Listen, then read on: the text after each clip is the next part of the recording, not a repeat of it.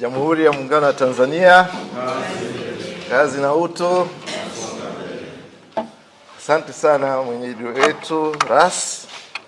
Tumekaribia na tutakaribia. Umetukaribisha tuje kuwekeza, fursa ni nyingi, lakini pia utalii. Jana tumeonjeshwa. Wakati tunaelekea Mpimbwe, wote mashuhuda, mmeona tulivyofaidi, hatujalipishwa lakini tumefaidi wanyama. Kwa hiyo tutakuja kwa kuwekeza, tutakuja kwenye utalii, tutakuja.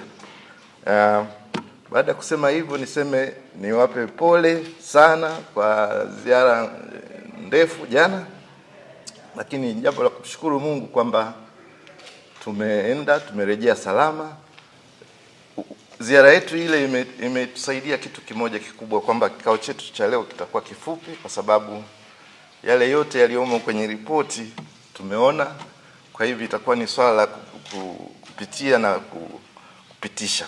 Kwa hiyo niwakaribishe kwenye kikao hiki kazi, na kushukuru tena mwenyeji wetu kwa ukarimu na kwa huo mwaliko wa kuja. Tutakuja. Asante sana. Nimefungua kikao, kwa hiyo tuendelee.